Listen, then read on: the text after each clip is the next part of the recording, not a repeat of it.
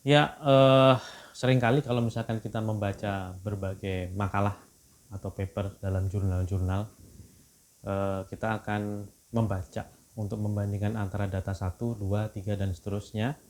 Itu disebutkan perbedaannya signifikan atau tidak dengan melihat hasil dari p-value. Nah, apa yang sebenarnya p-value itu? Gitu. Jadi dalam video yang akan kita lihat bersama ini, kita akan mendapatkan penjelasan apa itu p-value. Kemudian kenapa p-value itu sering sekali digunakan untuk menjustifikasi apakah kedua atau tiga atau empat subset itu berbeda bermakna atau tidak. Kemudian bagaimana cara kita menghitung p-value itu. Kemudian nanti kita juga akan melihat apa sih p-value itu secara definisi secara lebih jelas. Kita lihat dulu videonya. Menurut definisinya, p-value merupakan nilai signifikansi terkecil di mana hipotesis nol dapat ditolak. Nilai ini dihitung berdasarkan sampel statistik yang didapatkan.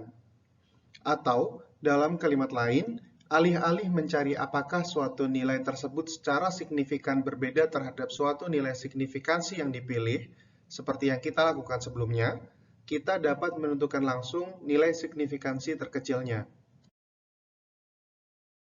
Sebagai contohnya, mari kita lihat kembali kasus Pak Andi dan investor.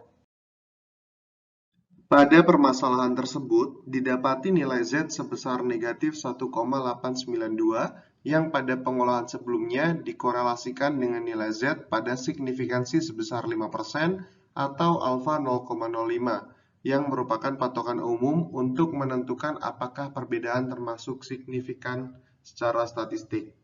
Kali ini, kita akan menggunakan nilai Z yang kita dapatkan untuk menentukan p-value sebagai nilai signifikansi terkecil di mana hipotesis nol dapat ditolak dengan cara berikut ini. Berbeda dengan sebelumnya, dalam pencarian p-value, nilai Z digunakan untuk mencari nilai dalam tabel. Pada contoh ini, dua angka pertama dari nilai Z adalah 1,8, sehingga pada tabel akan ditemukan beberapa nilai pada baris tersebut.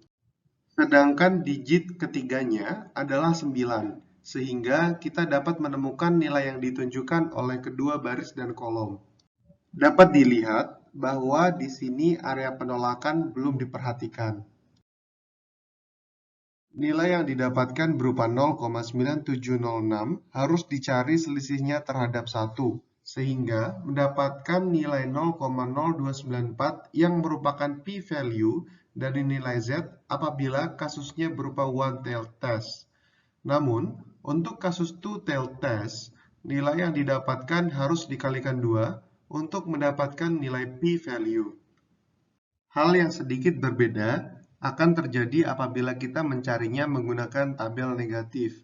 Maka, nilai yang didapatkan langsung berupa 0,0294 tanpa harus dicari selisihnya terhadap 1, sehingga dapat langsung digunakan untuk mencari p-value.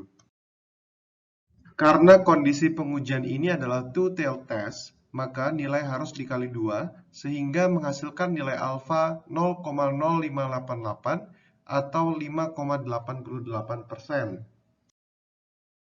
Nilai tersebut berada di antara 5% dan 6% signifikan, di mana ketika kita menetapkan alfa 0,05, maka hipotesis 0 akan diterima.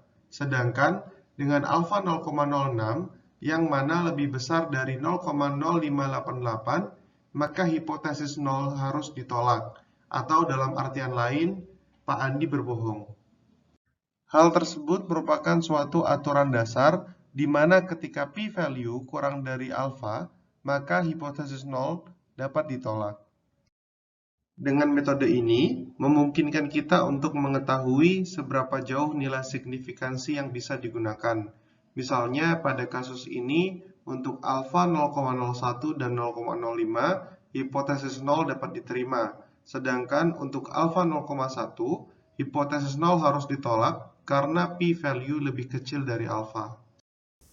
Ya, rekan-rekan tentunya tadi sudah melihat video yang cukup singkat sebenarnya, tapi jangan sekali lagi jangan sungkan-sungkan kalau misalkan Anda itu ternyata harus terus mengulang atau harus kita lihat lagi ke materi tulisnya.